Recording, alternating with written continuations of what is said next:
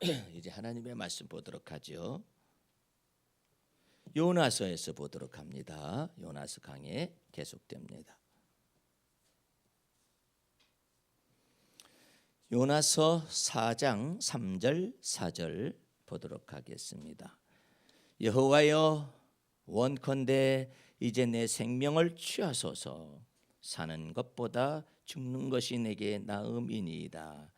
여호와께서 이르시되 너의 성냄이 어찌 합당하냐 하시니라. 아멘. 할렐루야. 오늘 말씀의 제목은 요나서 4장 3절에서부터 4절까지의 요나서 강의 15번째 시간으로 성품과 성질이 뒤틀린 요나라는 말씀의 제목을 가지고 은혜를 나누도록 하겠습니다. 요나서 전체의 제목은 놀랍게도 하나님의 마음이라고 말씀을 드렸어요. 하나님의 마음인데 하나님의 마음은 요나서 1장 1절에 전달이 어떻게 되었느냐. 여호와의 말씀이 아미떼의 아들 요나에게 임하니라. 이르시되 너는 일어나 저 큰 성읍 니느웨에 가서 그것을 쳐서 외치라. 그 악독이 내 앞에 상달하였음이라 하시니라. 이랬어요. 하나님의 마음은 이랬어요. 하나님의 마음은 이랬는데 하나님의 마음과 삐뚤어진 한 사람이 있었으니 여호와의 말씀을 받아 전달하는 선지자 요나였었습니다. 요나는 하나님과 생각이 달랐어요.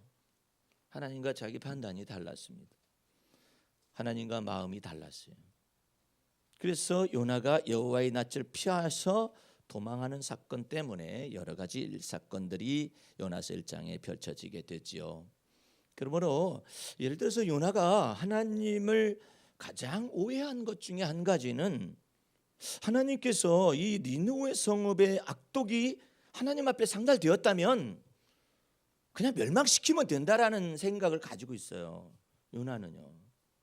왜? 자기 민족은 너무나도 많은 이스라엘과 유다 민족이 하나님 앞에 범죄하게 되면 시련과 책망을 많이 받았거든요. 예?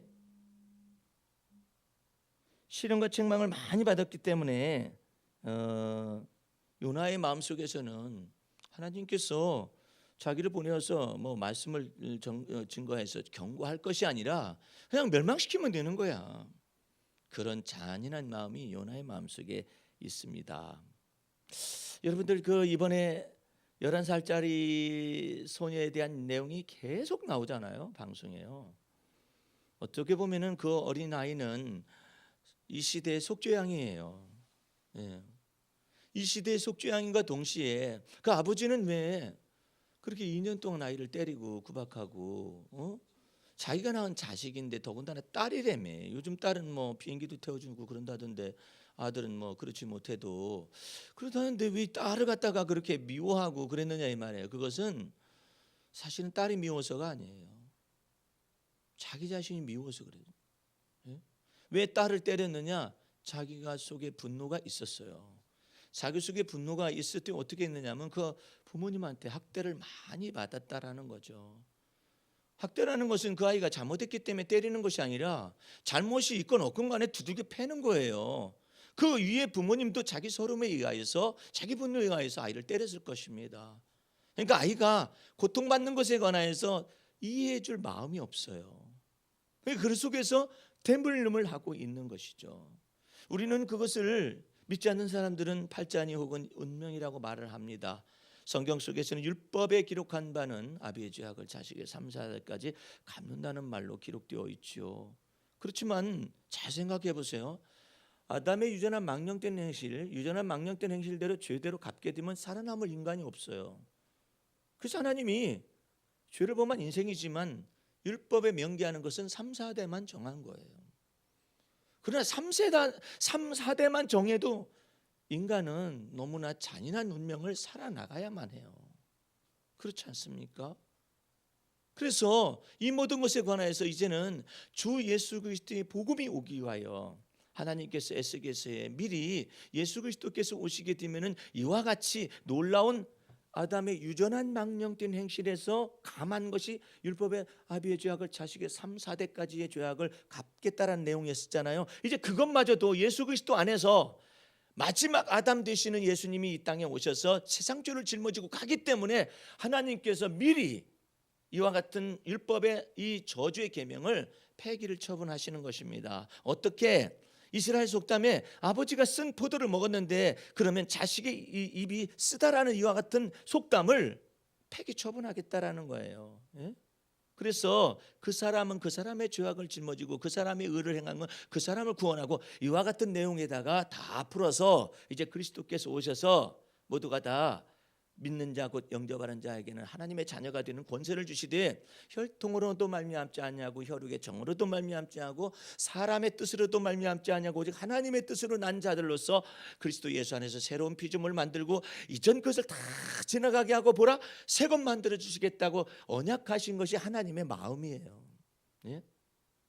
그런데 지금 요나 선지자는 왜 자기가 이스라엘 민족 속에서 고통받았던 이와 같은 사건들, 유다 민족 속에 고통받았던 사건들을 이 니느웨 백성까지도 연계를 시켜가지고 저들은 악독이 상달되었다면 마땅히 멸망을 시킬 것이지 자기를 보낼 이유가 없다라는 거 아니에요. 예? 그리고 또 한 가지 오해를 했어요. 하나님께 대해서 하나님의 마음에 대해서 오해가 있는 거예요. 하나님은 본래 은혜로우시고 자비로우시고 노하기를 더디하시는 그런 분이시고 뜻을 돌이키시는 하나님이시기 때문에 내가 가서 전해봤자 저들을 용서하시기로 이미 예정했다라고 착각한 거예요. 그러니까 이 요나 속에 이게 너무나도 일그러지고 뒤틀려져 있는 이 하나님의 형상 속에서의 이 뒤틀려져 있는 모습이 요나의 왜곡된 속에 있는 거예요. 자, 생각해 보세요. 하나님이 야 요나야, 내가 저들의 니느웨 악독이 내게 상달되었으니까 내가 너 저들에게 가서 경고의 말씀을 전해라. 내가 죽일 것이다. 다 멸망시킬 것이다. 이렇게 말한 것도 아니잖아요. 또 반대로 내가 저들을 이렇게 악독이 내게 상달되었기 때문에 내가 저들을 용서할 것이. 네가 전달하면 내가 용서하마. 이런 것도 아니잖아요.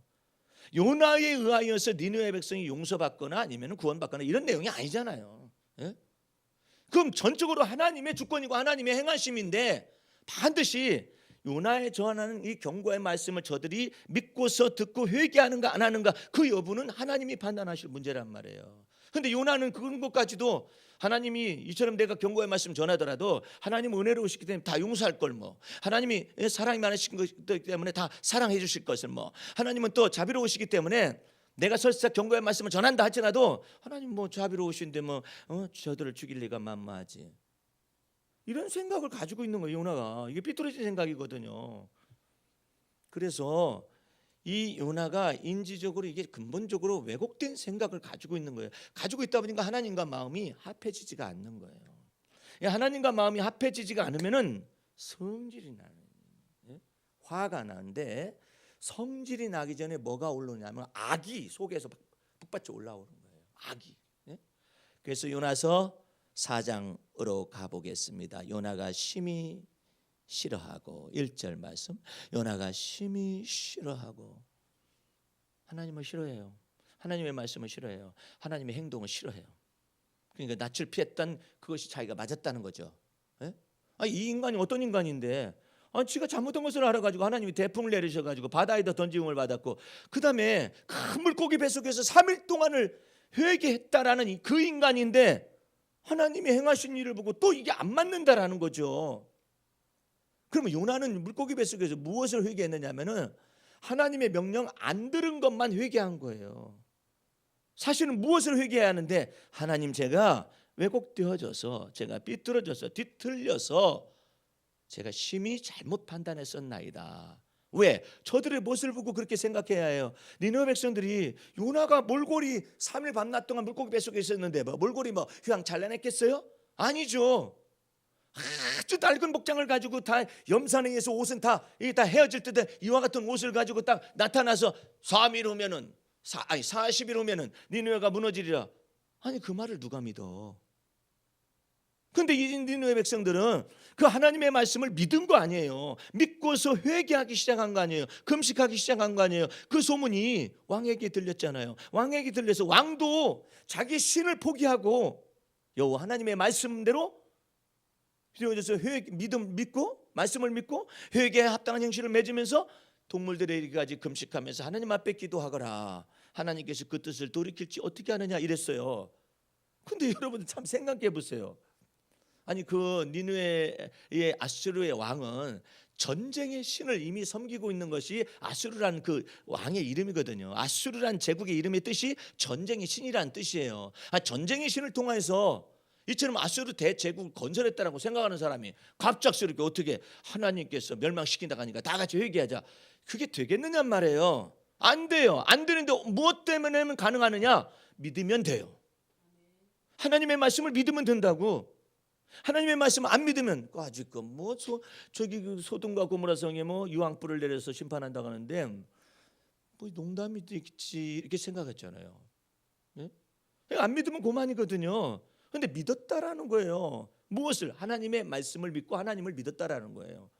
그 말은 무슨 말이에요? 다른 말로 하면은 아수르 제국의 신을 포기하겠다는 뜻이에요.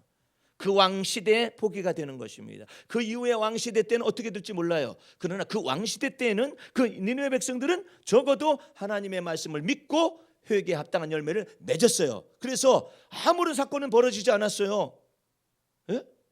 예를 들어서 하나님이 부분적으로 어디다가 막 벼락을 때린다든지 아니면 죽음의 사건들이 나타난다든지 이렇게 되면은 하나님이 정말 우리가 회개하지 않으면은 저렇게 하시겠다라는 것을 우리에게 본보기로 보여주는 것이라 그러나 이렇게 생각했다면 모르지만 그것도 아니잖아요. 현실적으로 니느웨 성읍에는 아무런 사건이 벌어지지 않았어요. 하나님의 심판의 행위가 없어요. 경고만 있었을 뿐이에요. 그런데 무엇이 니느웨 백성들 속에 나타났느냐? 저들이 전체가 다 백성으로부터 왕에서 이르기까지 짐승에 이르기까지 조서를 내서 왕은 이 조복을 갖다 벗었어요. 전체가 다 회개에 합당한 옷을 배옷을 굵은 배옷을 온 왕으로부터 전 백성과 그다음에 짐승에까지 전체가 굵은 배옷을 입었다라는 거 아니에요. 이것은 놀라운 행동인 것입니다. 회개에 합당한 열매예요. 이거 외에는 니느웨 백성 속에서 하나님이 행하신 행위는 없어요. 하나님은 또 보이지도 않아요. 니느웨 백성의 아수르 제국의 신은 보이지 않아요. 그들의 신상이 있잖아요. 하나님은 보이지도 않아요. 예. 그런데 저들이 보이지 않는 하나님의 말씀의 경고를 받고 요나를 통해서 전달하는 경고를 받고 하나같이 니느웨 백성으로부터 왕과 대신에 이르기까지 굵은 배옷을 다 입고 짐승에까지 굵은 배옷을 다 입었어요. 금식하라 했어요. 대단한 것입니다. 사극에서도 보면은 왕이 죽거나 왕비가 죽으면 막 굵은 배옷은 아니지만 흰 옷을 막 쫙 배옷을 딱 입잖아요. 왕으로부터 전체가 다 입잖아요. 얼마나 대신들이 조복을 다 벗고 굵은 배옷을 쫙 입고 서 있잖아요. 얼마나 대단해요. 예? 저들이 애곡하고 조서를 내려가지고 슬퍼한다라는 거 의미가 아니겠어요? 근데 왕으로부터 백성들과 대신들과 모든 짐승들에 이르기까지 굵은 배옷을 입고 전체가 다 회개하며 금식하면서 하나님 앞에 있었어요. 예? 뭐 때문에 가능하죠? 하나님을 믿었기 때문에, 하나님의 말씀을 믿었기 때문에. 믿었다라는 것은 여러분은 행함 없는 믿음은 죽었다 그러잖아요. 행동하는 이와 같은 놀라운 믿음 속에 이것이 포함이 되거든요. 믿었다라는 거예요. 실질적으로. 예? 아브라함 얘기를 가끔가다 하지 않습니까? 아브라함이 자식이 없었을 때 하나님께서 내게 씨를 안 주셨으니까 다메섹 엘리에셀 내 종이나 상속자로 세우겠다라고 마음을 딱 먹었을 때 하나님은 이미 그것을 아시고 아브라함에게 나타나서 탁 던집니다. 아브라함아, 나는 너의 지극히 큰 상급이요 너의 방패이니라. 아브라함 마음속에 그것을 믿어야 하잖아요. 설사 자기 속에 자식이 없어서 시비가 그렇다 할지라도 하나님께서 나는 너의 지극히 큰 상급이니라 너의 방패니라 하면은 거기다가 아멘 할 수는 있지 않나요? 근데 여기서 불신앙이 나타납니다. 나타나가지고 하나님께서 내게 씨를 안 주셔가지고 내 자식이 없는데, 그 말 뒷끝에다가 한참 지나고 나면 얘기하는 거죠. 하나님께서 내게 씨를 안 주셔가지고 내가 자식이 없는데 하나님이 어찌 내 지극히 큰 상급이란 말입니까? 이 뜻 아니에요. 하나님이 어찌 내게 지극히 큰 상급이며 나의 방패라고 말씀할 수 있겠느냐는 말이 하나님께서 내게 씨를 안 주셨으니 그 말에 딱 들어가 박히는 거예요. 성경은 그 말과 그 뒷말이 그냥 붙어 있어요. 그러나 이것을 아주 심층적으로 해석하자면은 그런 내용이 하나님과 이게 딱 맞부딪히는 것입니다. 하나님과 마음을 합하지를 못하는 거예요, 아브라함이요. 그러면서 속에 있는 계획을 얘기하는 거 아니에요. 다메섹 엘리에셀 내 종이나 나의 상속자로 내가 세울 겁니다. 하니까 하나님께서 강한 부정을 나타내셨어요. 아니라 그는 너의 상속자가 아니니라. 내가 반드시 네 몸에서 날 자를 너의 상속자로 세울 것이며 내 후손에게 이와 같이 바닷가의 모래처럼 많게 후손을 많게 만들어 줄 것이니라. 그랬더니 아브라함이 그때서야 하나님의 말씀을 믿었어요. 하나님을 믿었어요. 그 하나님을 믿었다는 생각은 무슨 말이에요? 이제 다메섹 엘리에셀을 자기의 상속자로 삼겠다라는 걸 완전히 포기한다는 뜻이거든요.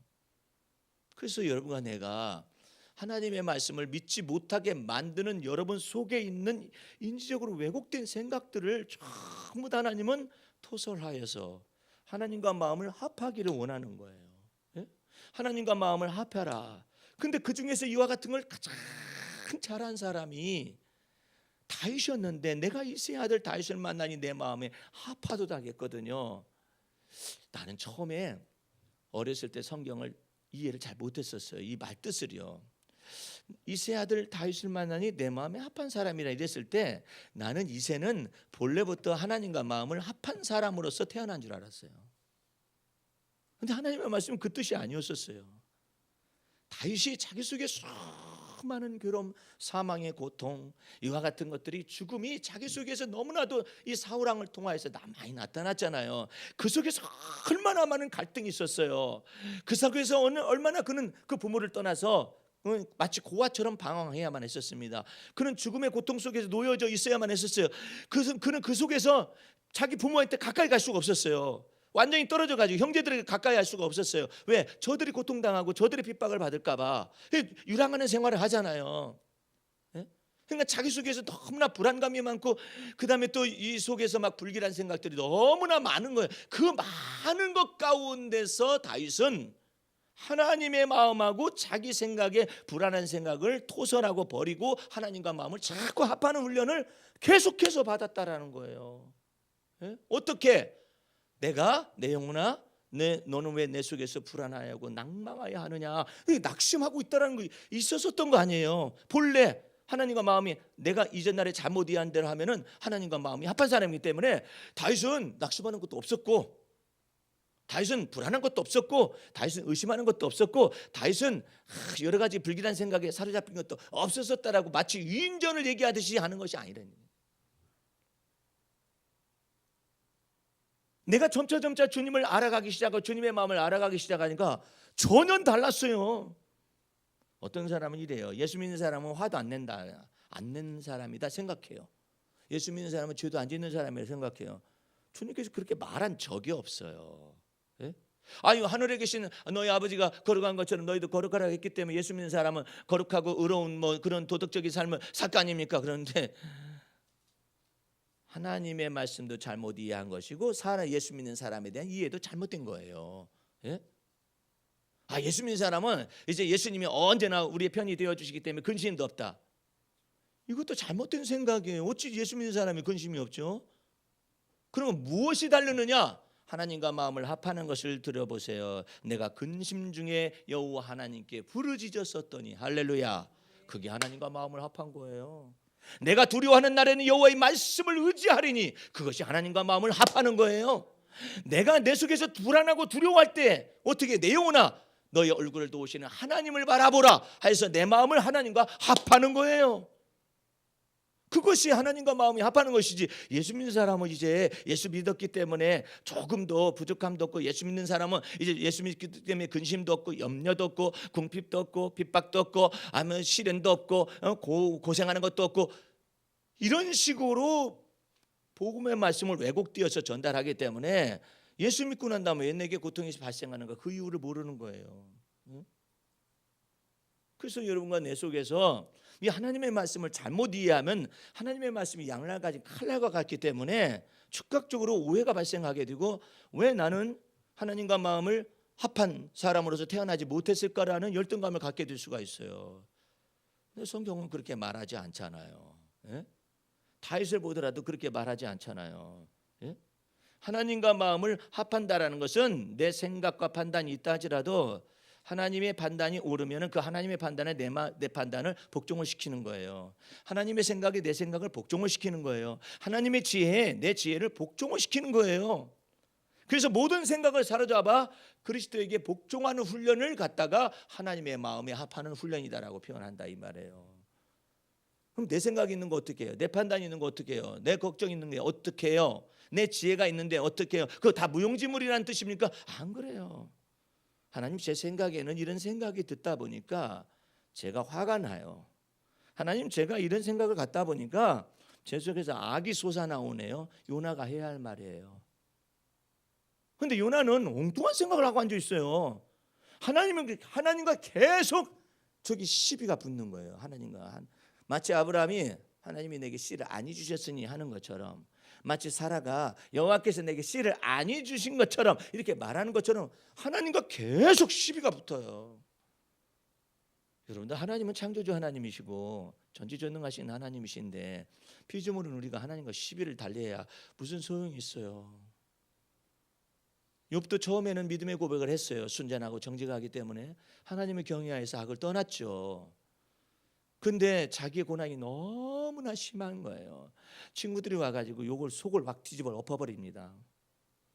욥이 첫 번째 재앙을 받았을 때는 믿음이 있었어요. 그래서 하나님을 찬양했어요. 주신 자도 여호와시오, 취하신 자도 여호와시오니 여호와 이름을 찬송받으십니다. 됐어요. 두 번째 재앙 때도 몸에다 들어부었을 때도 내가 하나님께 복을 받았은즉 재앙도 받지 아니하려 해가지고 욥이 놀랍도록 믿음을 가졌었거든요. 근데 문제는 어디서부터 문제가 발생했느냐면 이 친구들 3명이 왔는데, 예?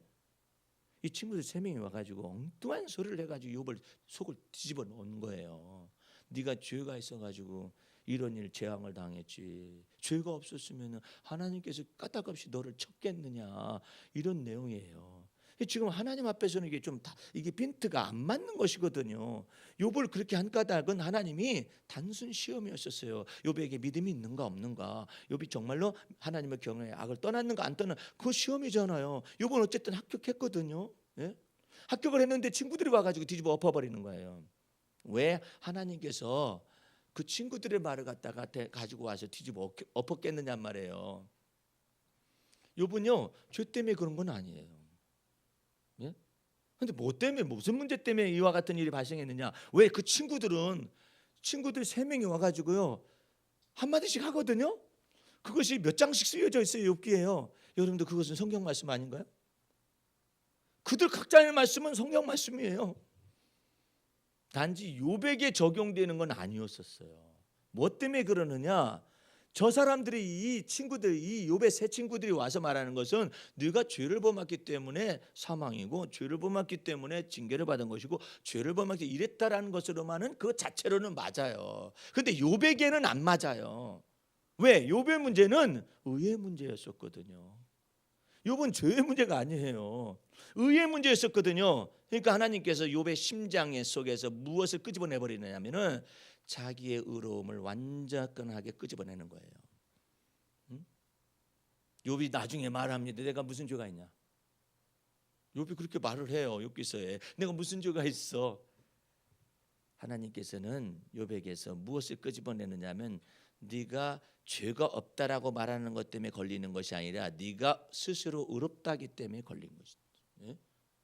이렇게 인간 속에 있는, 바닥에 있는 깊은 자기 도덕적인 자기의가 얼마나 깊은 것인가를 하나님께서 욥기서에 딱 나타내셔요. 그래서 하나님께서 하나님이 행하신 모든 일을 다 진술하게 되니까 욥이 나중에 뭐라 해요? 내가 하나님이여, 내가 하나님의 말씀을 귀로만 들었었다니 이제는 하나님의 말씀을 직접 보나이다, 경험하나이다. 예? 내가 그러므로 티끌 가운데서 한탄하면서 내 죄를 자백합니다, 허물을 고백합니다, 이러잖아요. 그래서 여러분과 내가 이 생각이 죄를 범하였을 때 하나님께서 나를 치신다, 죄를 범하였을 때 하나님께서 나를 징계하신다, 이것은 아주 낮은 단계예요. 가장 높은 단계는 의의 문제예요. 여러분들, 바리새인 사도 바울이 바리새인 시절에 죄를 많이 지었을 것 같아요? 아니에요. 그 사람은요 죄를 안 짓는 사람이에요. 예? 왜? 그 사람은 죄를 지으려고 사는 게 아니에요. 죄 지으면서 사는 것이 아니라 율법에 흠이 없으려고 애썼던 사람이에요. 근데 하나님 보실 때는 그것이 가장 큰 뭘로 나타나냐면 죄인 중에 괴수로 나타나는 거예요. 그래서 인생 속에서 가장 깊숙한 죄악의 원뿌리가 뭐냐면은 스스로 판단하는 거예요. 스스로 판단한다는 건 무슨 말이냐면은 하나님의 선악간의 판단을 하나님께 맡기지 않냐고 자기가 판단하는 판단을 다 하는 거예요. 그것을 하나님께서는 악의 근본으로 보았어요. 예? 요나 좀 보세요. 하나님을 판단하잖아요. 예? 하나님, 그러므로 내가 고국에서 이러실 줄 알고, 하나님은 자비로우시고 은혜로우시고 노하기를 더디하시는 분이신 걸 내가 뻔히 알아서 이들을 다 용서할 거 내가 다 알아요. 내가 다 안 되니까요.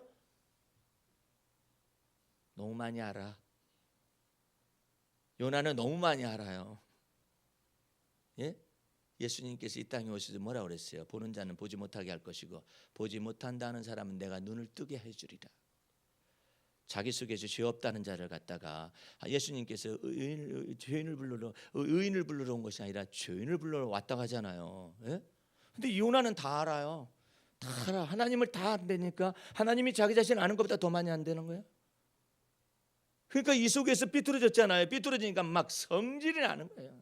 하나님이 행하시는 거예요. 거부라고 하나님. 아니 이렇게 용서하실 거면 뭐더러 나를 보내가지고 경고의 말씀을 전달하게 하는 겁니까? 라고 하나님을 막 몰아붙여요. 이게 인간이에요. 아니 뻔히 용서할 거 내가 다 알고 있었어요. 하나님 뻔히 용서할 거 다 알고 있었다고. 악독이 상달됐다고요? 상달돼서 내가 전하면 어떡할 건데요? 다 용서할 거 내가 다 알고 있었다니까요. 이 머릿속에 탁탁탁탁탁 들어와 있었어요. 하나님이 저희 머리가 돌아가는 걸 좀 잘 모르시는 것 같은데. 예? 이게 주제 넘은 인간의 머리통이 돌아가는 거예요. 그게 건넘는 것이죠. 믿음의 분량을 떠나는 것이죠. 지가 먼저 앞서가는 것이죠. 그러니까 예수님께서 첫 번째 말씀하시는 거, 하나님께서 첫 번째 말씀하시는 건 뭐냐면 너는 너의 본토, 너의 친척, 네 애비 집을 떠나라. 이게 무슨 뜻인 줄 아세요? 네 두뇌가 너 나 앞서가지 말아라. 아담의 유전한 망령된 행실이 여기에서부터 시작됐다. 너는 내가 내게 지시할 땅으로 가라. 그러니까 아브라함이 공식적으로 하나님 앞에서 그랬습니다. 아브라함이 여호와의 말씀을 믿고 쫓아가니라. 이것이 정석이거든요. 예수님께서 이 땅에 와서 첫 번째 사역했을 때 제자들을 부릅니다. 너는 나를 따라오너라. 내가 너를 사람 낚는 어부가 되어지게 할 것이다. 내가 사람 낚는 어부로 만들 것이다. 너희가 그 속에는 무슨 말이 있어요? 네가 무식하건 불황무식하건 아니건 상관없이, 네가 천하건 아니건 상관없이 나는 너희가 만약에 나를 따라오게 되면 내가 너를 만들어서 쓸 것이다. 이 뜻 아니에요. 그 내용이 다 무슨 말이에요? 넌 내 앞을 앞서가지 말라는 거 아니에요. 감히 네가 내 앞을 앞서지 말라는 거 아니에요. 그것이 바로 하나님과 마음을 복종하여 따라가는 것이고 하나님께 순종하여 따라가는 것이고 하나님과 마음을 합하는 거예요. 근데 우리는 우리 생각 속에서 앞서가요. 자꾸 하나님의 생각보다 앞서간다고. 먼저 내가 초석을 놓고자 오래요. 성령의 감동을 쫓아서 행하는 것이 아니라 내 생각이 먼저 앞서가고 난 다음에 가만있어 봐라. 가다 보니까 내가 앞섰네. 우리 집 강아지가 있다는 말은 가끔가다 하잖아요. 우리 집 강아지가 좀 인지적인 왜곡이 있어요. 이 강아지가 주인이 가면 뒤를 쫓아와야 하거든요. 근데 이 강아지가 내 앞을 가요. 내가 어디로 갈지 지가 어떻게 알아? 주인인 내가 어디로 갈지 지가 어떻게 알아? 그러니까 그 강아지를 보면은 철랑철랑거리고 앞서가다가 내가 방향을 바꾸면 지도 방향을 바꿔가지고 쫓아와야만 하잖아요. 못 이렇게 앞서가? 예? 앞서가는 것을 주님께서는 싫어하시는 거야. 너는 나를 따라오너라 그러잖아요. 이세 아들 다윗은 어떻게 했는데 여호와 하나님은 나의 반석이시요 여호와 하나님은 나의 구원이시요 여호와 하나님은 나의 산성이십니다 하면서 하나님께서 먼저 앞서가신다는 뜻 아니에요. 예? 다윗은 뒤따라가고.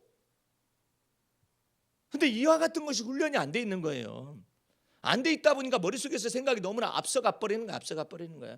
판단하는 것도 앞서가고 정죄하는 것도 앞서가고 오해하는 것도 앞서가고 지 생각과 계획이 너무나 많아요. 막 앞서가요. 여러분의 남편, 여러분이 생일을 당했을 때 여자분들 생일을 당했을 때 남편이 이번 생일엔 나 뭐 해주겠지 이렇게 앞서가면은요 반드시 실망합니다. 앞서갈 일이 아니야. 앞서갈 일이 아니야. 예? 앞서갈 일이 아니라고. 단지 그냥 나는 생일이에요. 곧 닥쳐와요. 이렇게 말만 하면 될 걸 앞서가서 그냥 뭐 주겠지 뭐 주겠지 뭐 주겠지 생각하면 다른 여자들은 받았대더라 어땠대더라 어땠대더라 그러면은 전혀 놀라운 사건이 벌어집니다. 어떤 사건이 벌어지느냐? 생일 당일날까지 생일을 모르는 사건이 벌어져요. 예? 분명히 전에 이렇게 주지를 시켰는데 나 며칠 남았어요 생일 며칠 남았어요. 이렇게 됐는데도 이게 안 되네. 놀랍죠. 앞서 행하면 이런 현상들이 발생하거든요. 앞서 행하면 무슨 상황이 발생하죠? 기대감이 있어요. 그 기대감이 여러분을 좌절에 빠뜨리게 만들죠. 그래서 사람은 넘어지는 울타리와 같은 사람들인데 그 사람을 의지한다는 것이 얼마나 고통스러운 일이에요. 그렇기 때문에 범사에 하나님께서 뭐라고 하냐면 범사에 하나님을 의존하고 하나님을 인정하라 이 말이에요. 머리가 좋은 꼬마 녀석이 하나님께 기도를 해서 자전거는 받아야 하는데 하나님이 자전거를 과연 주실 수 있을까 없을까 이게 궁금한 거예요. 근데 분명히 할머니가 자기 자전거를 사준다고 했었거든. 그랬더니 이 꼬마 녀석이 묘하게 기도를 합니다. 할머니 방 옆에 가가지고 하나님 우리 할머니로 하여금 내 자전거 빨리 사주게 해주세요. 앞서가는 거예요. 앞서가는 거예요. 온전히 믿는 것을 어린아이니까 그렇게 기도하잖아요. 그런데 우리가 마치 그 어린아이처럼 행동을 해요. 그래서 그 기도를 보고 뭐라고 하냐면 응석바지 기도라 합니다. 응색바지 기도예요. 지가 판단을 다 내려. 판단을 다 내려. 이것이 자기 마음속에 고통이 돼요. 내 길과 행사가 너로 하여금 고통을 네 마음 끝까지 미치게 만들었다 이 말이에요.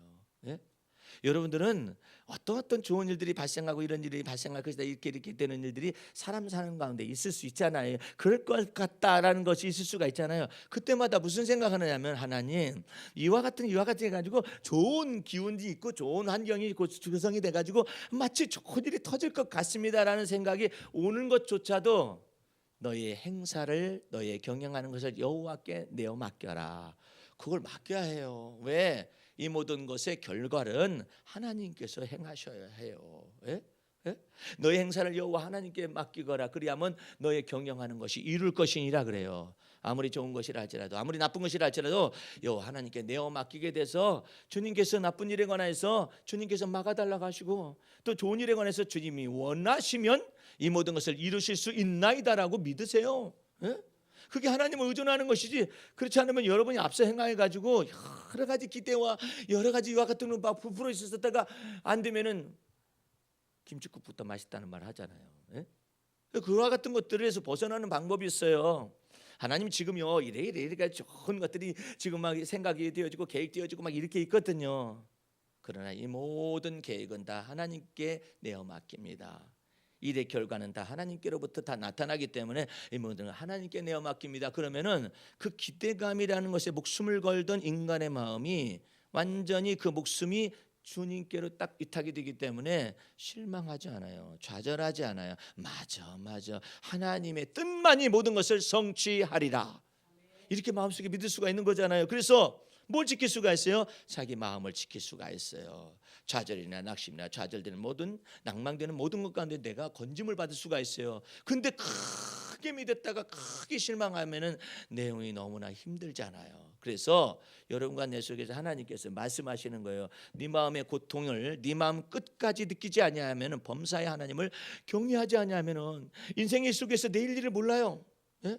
내일 자체를 우리가 모른다고 이런 것에서 벗어날 수 있는 인간은 아무도 없다라는 거예요. 우리 한번 에레미야서 한번 펼쳐보시기 바랍니다. 에레미야서를 한번 찾아서 한번 읽어보십시다.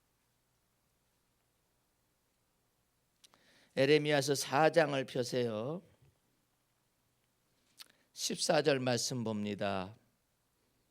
예루살렘아 내 마음의 악을 씻어버려라. 그리하면 구원을 얻으리라. 네 악한 생각이 네 속에 얼마나 오래 머물겠느냐. 그러니까 악한 생각을 저장하지 않도록 하라는 뜻이죠. 18절 말씀 보세요. 네 길과 행사가 이 일들을 부르게 해왔나니 이는 너의 악함이라 그 고통이 내 마음까지 미치느니라 그랬어요. 악하다는 말이 무슨 말이냐면은 여러분들이 자꾸 악에 관해서 그렇게도 말씀을 선포해도 이해를 잘 못했어요. 하나님보다 내가 더 앞선 주제넘은 생각이 악이에요. 하나님의 판단보다도 내 판단은 대로 살아가는 걸 악이라고 그래요. 하나님의 지혜보다도 내 지혜대로 살아가다 보니까 그게 악이에요. 요나도 보세요. 자기 속에서 인지적인 왜곡이 되니까 어떻게 돼요? 막 성질이 나고 악이 막 북받쳐 올라왔다. 악이 북받쳐 올랐는데 오늘 본문 말씀에 3절 말씀 보세요. 악이 어느 정도로 북받쳐 올라왔느냐? 여호와여 원컨대 이제 내 생명을 취하소서. 사는 것보다 죽는 것이 내게 나음이니이다. 이 사람은요 독한 사람인 거예요. 왜 악과 독이 이 사람 속에 막 이렇게 나왔죠? 아니 우리가 생각할 때는 물고기 뱃속에서 3일 동안 지옥의 고통을 맛보았으면 이 악이 다 사라질 것 같잖아요. 절대 사라지지 않아요. 예, 이것을 자백하고 고백해서 이걸 주 앞에서 내 마음의 악을 씻어버려라. 그리하면 너의 구원함을 이룬다는 이 말씀처럼 이 악을 내어놓고 씻지 않으면 안 돼요. 그런데 왜 악을 안 내놓을까요? 요나는 자기가 옳다고 생각하는데 의의 문제라니까요. 자기가 행동한 것이 생각한 바가 판단한 바가 하나님보다 옳다라고 생각하는 거예요. 그러니까 자기는 악이라고 생각 않는 거예요. 그게 자기 의로 말미암은 악이에요. 예? 그래서 회개할 이유를 찾지 못하는 거예요. 그러니까 하나님께서 말씀하십니다. 여호와께 이르시되 너의 성냄이 어찌 합당하냐 이러잖아요. 예? 근데 참 하나님께서는 부드럽게 얘기하시지만 이게 부드럽게 얘기하는 것이 아닙니다. 이걸 전부 다 판단하시겠다라는 거예요. 나중에는요. 예?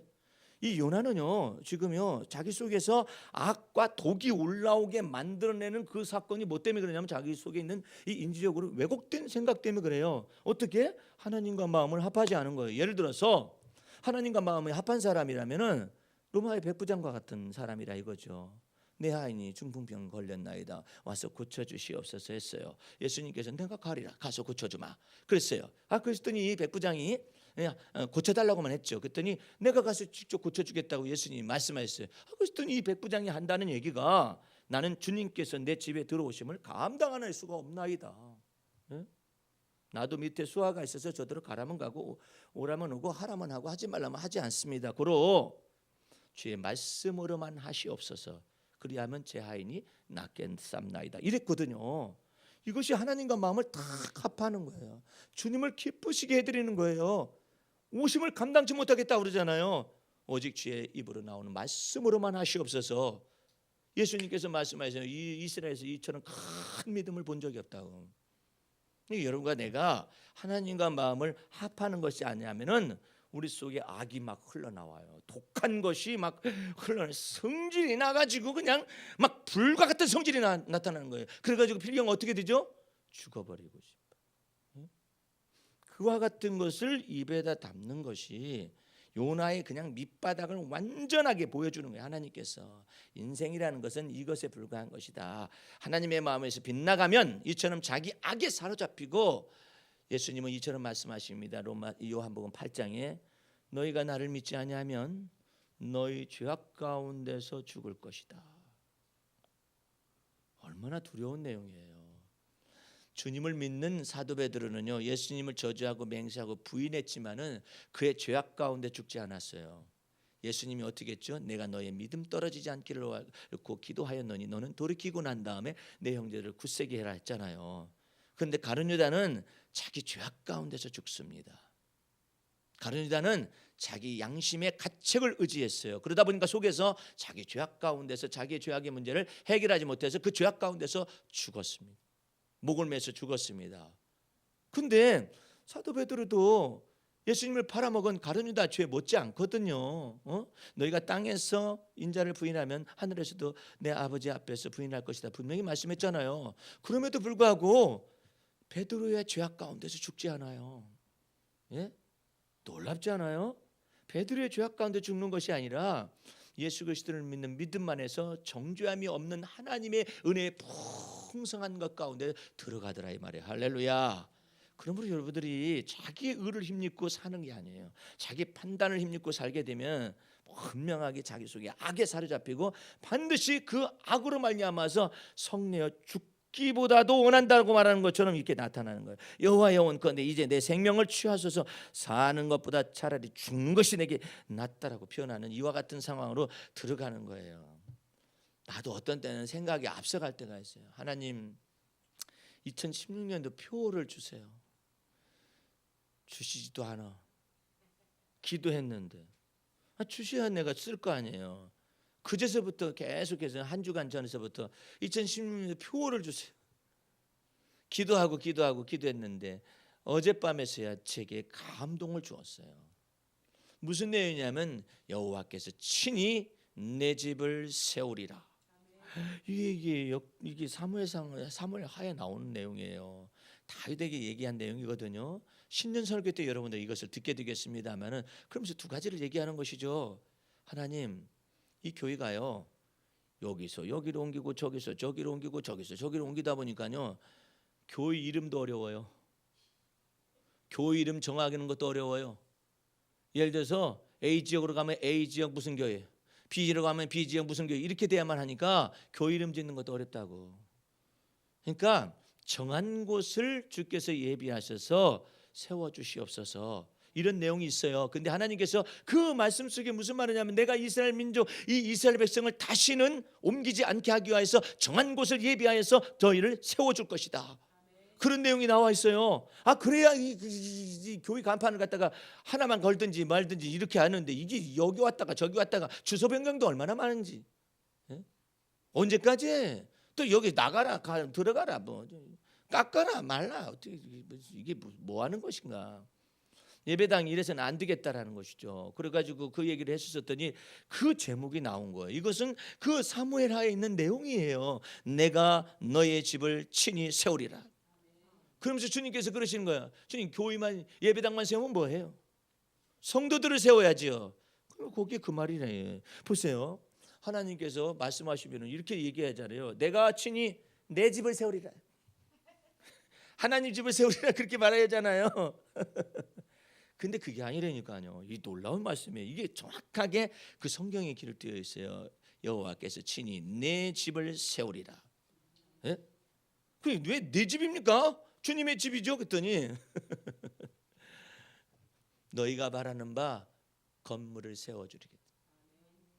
당연히 그러셔야죠. 세월이 몇 년입니까? 예? 주여, 이제 옮기지 않게 해달라고. 예? 옮기더라도 잔뜩 그냥 애굽에서 나오고 출애굽하게 되면 막 은과 폐물이 잔뜩 해가지고 나오듯이 말이에요. 쫙 부여해가지고 탁 정한 곳에다 세울 수 있도록 그렇게 해달라고 내가 주님 앞에 기도를 했어요. 그랬더니 그 다음 기절을 해석하는 거예요. 여호와께서 친히 너의 집들을 세우리라. 감사하잖아요. 너희 집들을 어떻게 세운대요? 우리 집에 지금 문제가 큰 게 하나 있거든요. 딸이 많이 아파요. 주님, 그 문제 어떻게 하시려고? 내가 네 집을 세우리라. 친히 세우리라. 저희 집안에요 누가 지금 결혼 안 해가지고 이렇게 문제가 있거든요. 그래, 내가 알지. 근데 내가 친히 그 문제를 해결하리라. 주님께서 하시는 거죠. 친히 하시겠다라는 거죠.